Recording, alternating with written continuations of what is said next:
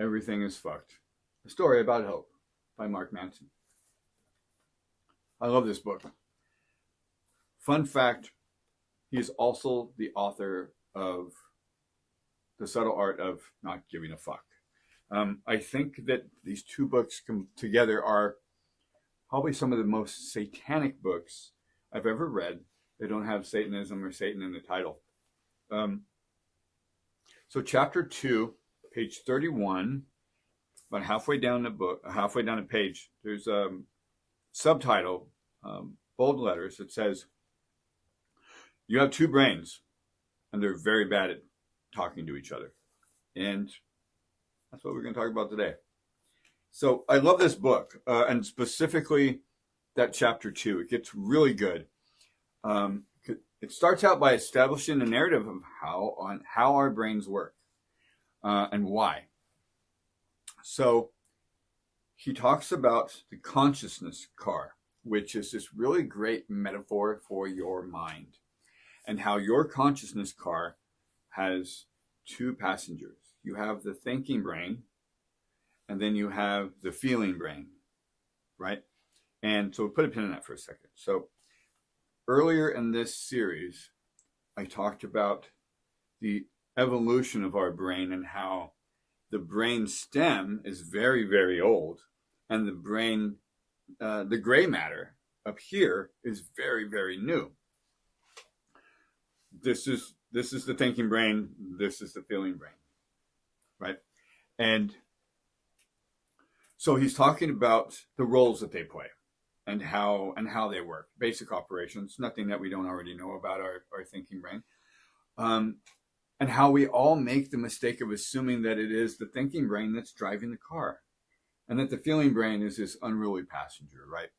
Because it's the thinking brain that can rationalize and logic and strategize and make critical thinking decisions, and that's necessary for driving. So of course my thinking brain is in charge, and my feeling brain is this unruly passenger on the side that's, he doesn't do this, but I tend to think of them as, I personify them as the thinking brain as this parent who's being a responsible parent and responsible driver with their unruly thinking brain child in the passenger seat.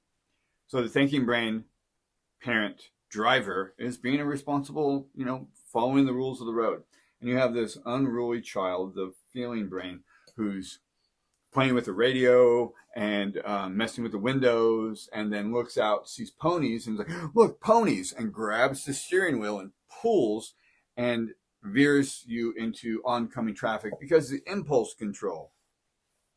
That makes sense to me. And then he points out how we're wrong. That's not how it works. That it's actually the opposite. That it is your feeling brain that is driving the car, and it is your thinking brain that is the poor passenger strapped in beside. So the feeling brain's just driving along, having a blast, and the feeling brain's like, "For the love of Satan, could we get off out of this field and get back onto the road? No, this is so much fun." And like trying to rationalize and trying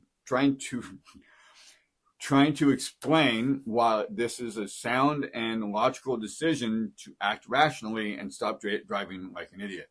But it feels good, right? And how this influences so many of our decisions. Like Simon Sinek, he really makes the same argument and he presents the same evidence. He frames it differently.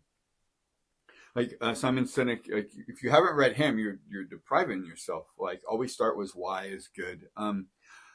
Although most of his books and the way that he presents them and the way that he frames them, so most of the time he's talking about like how it applies to advertising, like the difference between how Apple advertises versus the way that IBM advertises. And I think that he started with that. The first TED Talk I saw him do was called The Golden Circle. And I guess the thesis statement for most of his content is based on the idea of people don't buy what you do, they buy why you do it. And he makes so many amazingly valid self-evident arguments that show that. And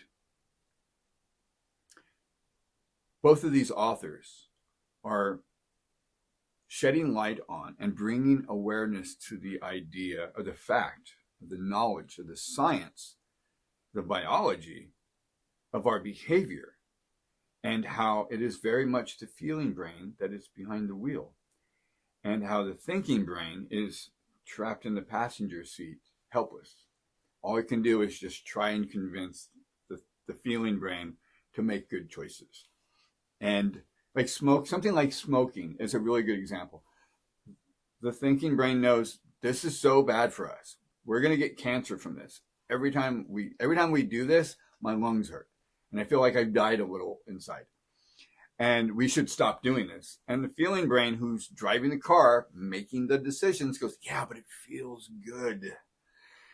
And it makes me feel better when I'm really stressed out. There's so many reasons why I need this. And all of them are about how it feels.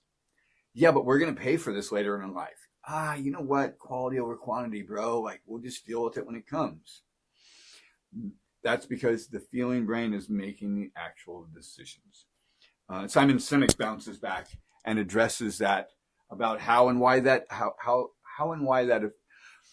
affects our choices is something as simple as why we would buy an iPhone over an Android kind of thing. The way the information is shaped and framed and presented to us, it appeals. Like there's the three appeals, right? And so it's the appeal to emotion rather than the appeal to logic that really drives a lot of our decision making at a really almost a subconscious level, because that part of the brain doesn't do language, which again, going back to, the opening statement there, you have two brains and they're really bad at talking to each other.